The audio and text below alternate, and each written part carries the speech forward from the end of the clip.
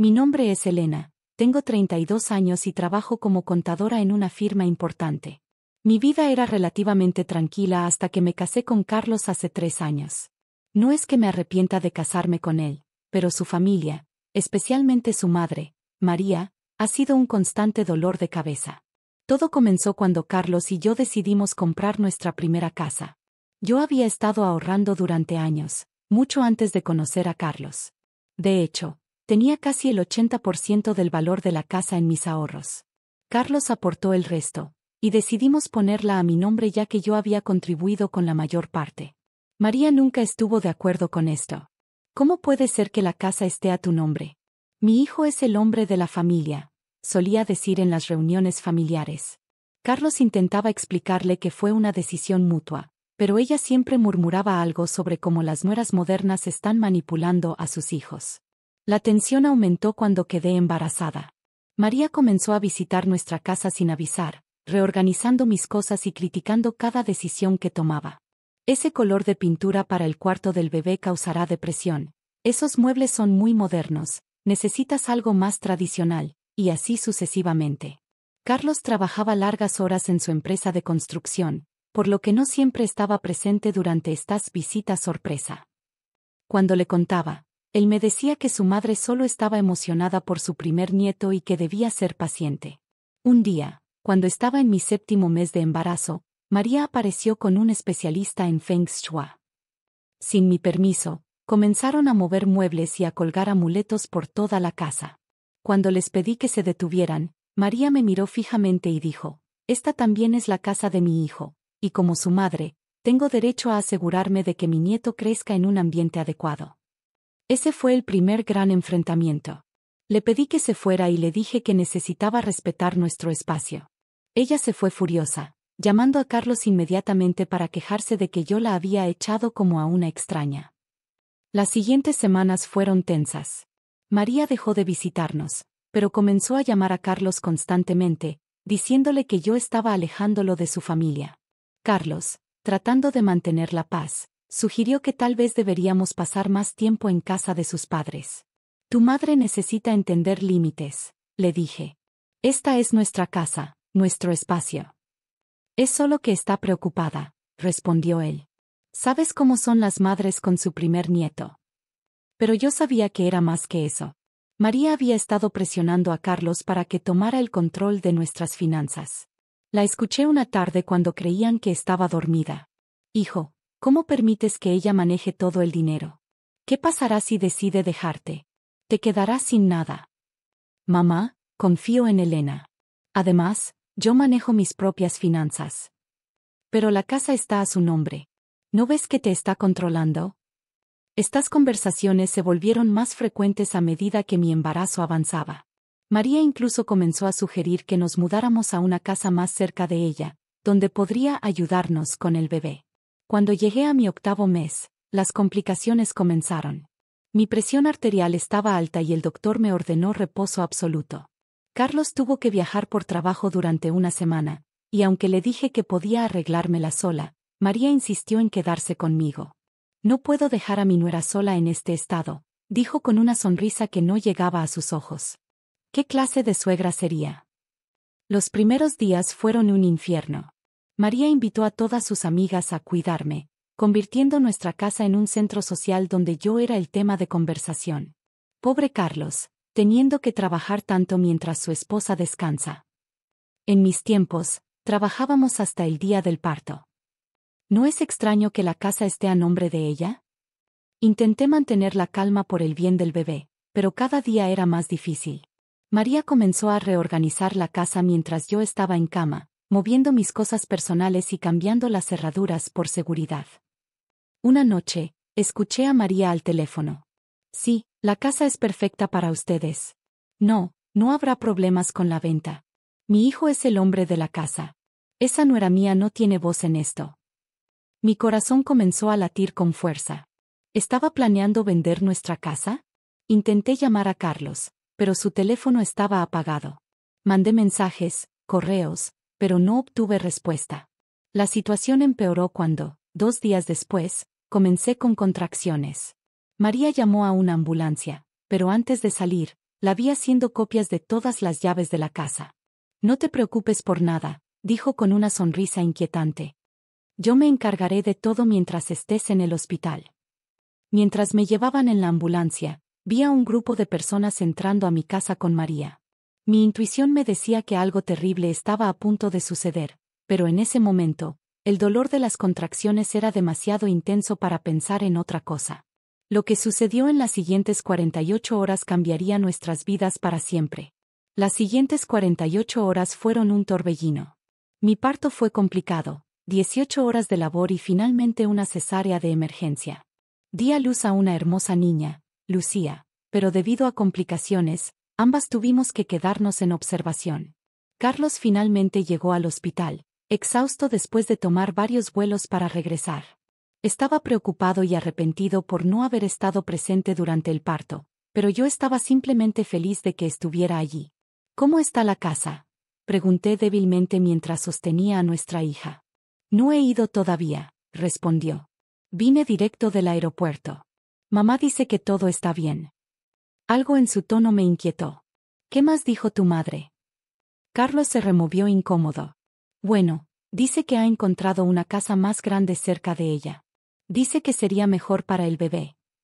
Carlos, lo interrumpí. Tu madre estaba haciendo llamadas sobre vender nuestra casa mientras yo estaba en reposo. Su rostro palideció. Debe ser un malentendido. Mamá nunca. En ese momento, su teléfono sonó. Era María. Hijo. Excelentes noticias. Ya tenemos compradores. Firmaron todo esta mañana. Podremos usar el dinero para el depósito de la nueva casa cerca de nosotros. Tu padre incluso ofreció el cuarto de huéspedes mientras tanto. El rostro de Carlos se transformó en horror mientras ponía el teléfono en altavoz. Mamá, ¿de qué estás hablando? ¿Qué compradores? Los Ramírez, ¿recuerdas? Los amigos de tu tía Julia. Les encantó la casa y firmaron inmediatamente. Les dije que podrían mudarse la próxima semana. Me incorporé en la cama del hospital, ignorando el dolor de la cesárea. No pueden vender la casa. Está a mi nombre. Hubo un momento de silencio, y luego María rió. Oh, querida, ¿sigues con eso? Carlos es el hombre de la casa. Además, ya está hecho. Los documentos están firmados. ¿Qué documentos?, preguntó Carlos, su voz temblando. Los que encontré en tu escritorio, hijo. Tu firma estaba en ellos, así que los usé. Era lo mejor para la familia. Mi corazón se detuvo por un momento. En el escritorio de Carlos guardábamos documentos importantes, incluyendo.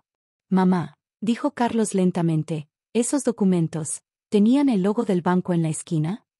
Sí, esos mismos. Muy conveniente que ya tuvieran tu firma. Carlos se dejó caer en la silla junto a mi cama. Esos eran los documentos de nuestro préstamo personal, no tenían nada que ver con la casa. Mamá, acabas de cometer fraude, dijo Carlos, su voz apenas un susurro. No digas tonterías. Soy tu madre.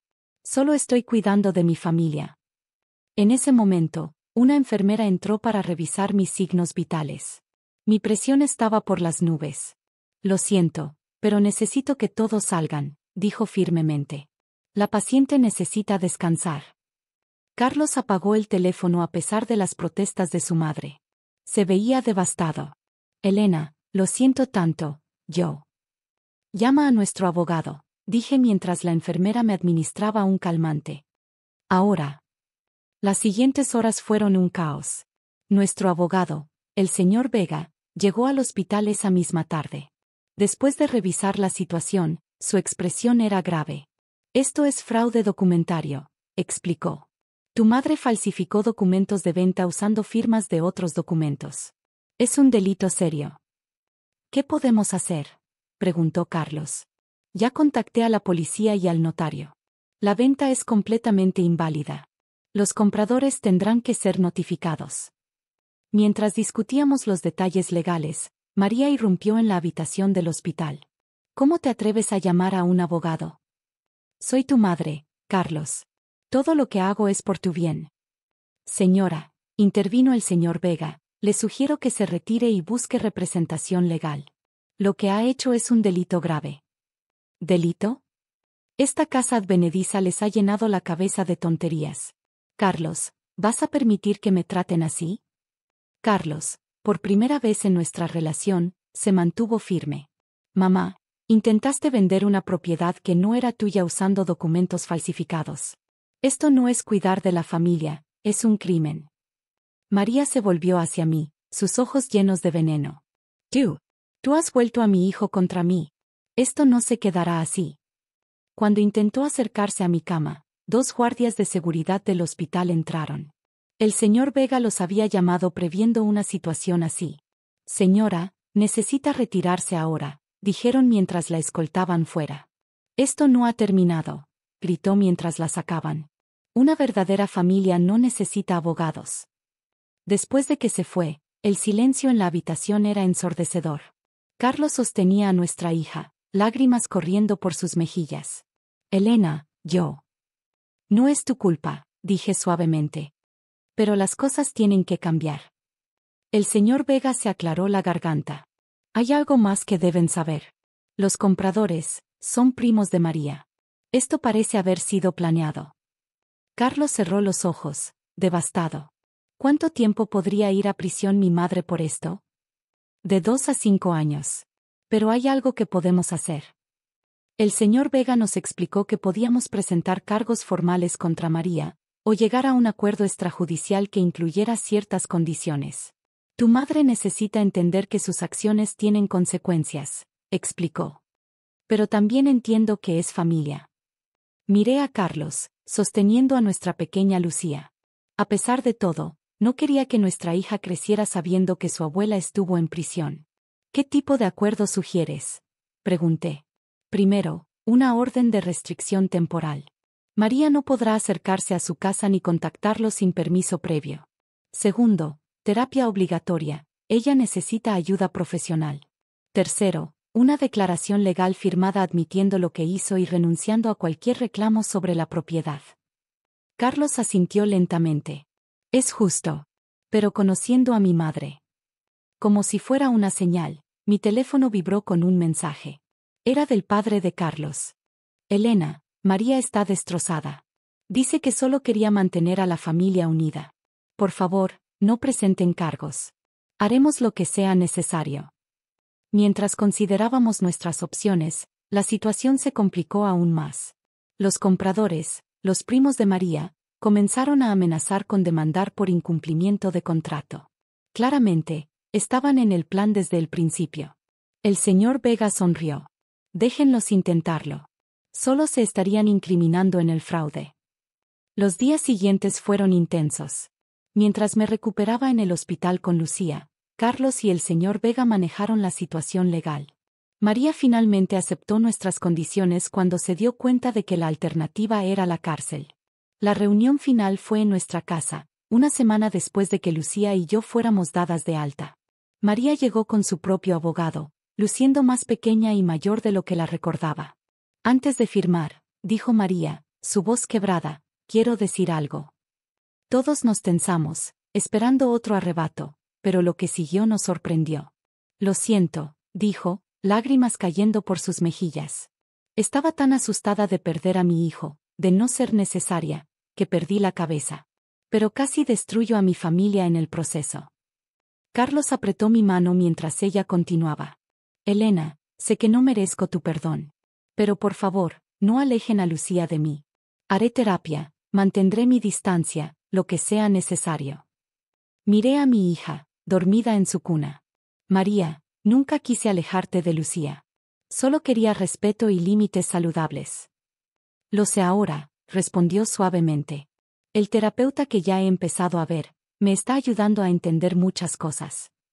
Los documentos fueron firmados. María aceptó todas nuestras condiciones, incluyendo terapia semanal y visitas supervisadas con Lucía. Los meses siguientes fueron de ajuste. María cumplió con su terapia, y poco a poco, vimos cambios reales. Las visitas supervisadas se convirtieron en momentos de verdadera conexión, sin manipulación ni drama. Carlos también comenzó terapia, trabajando en establecer límites saludables con su familia. Nuestra relación se fortaleció a través de esta prueba. Un año después, Organizamos una pequeña celebración por el primer cumpleaños de Lucía. María vino, respetando todos los límites establecidos. Durante la fiesta, se acercó a mí mientras sostenía a Lucía. Gracias, dijo simplemente. ¿Por qué? Por no enviarme a prisión cuando lo merecía.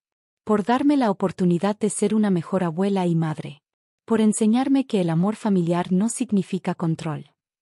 Lucía extendió sus bracitos hacia ella, y por primera vez, no sentí ansiedad al ver a María sostener a mi hija. Las segundas oportunidades son importantes, respondí. Pero las terceras no existen. Ella asintió, entendiendo completamente. Hoy, 3 años después, nuestra familia está en un lugar mucho mejor. María mantiene sus límites, y genuinamente disfruta su rol como abuela sin tratar de controlar todo. Carlos y yo tenemos un segundo bebé en camino, y esta vez, las cosas son diferentes. La casa sigue siendo mía legalmente, pero se siente verdaderamente como un hogar familiar. María viene a visitarnos regularmente, siempre llamando antes y respetando nuestras reglas. A veces, las peores crisis nos llevan a los cambios más necesarios. Nuestra familia casi se destruyó, pero en su lugar, se reconstruyó más fuerte, más saludable y más feliz.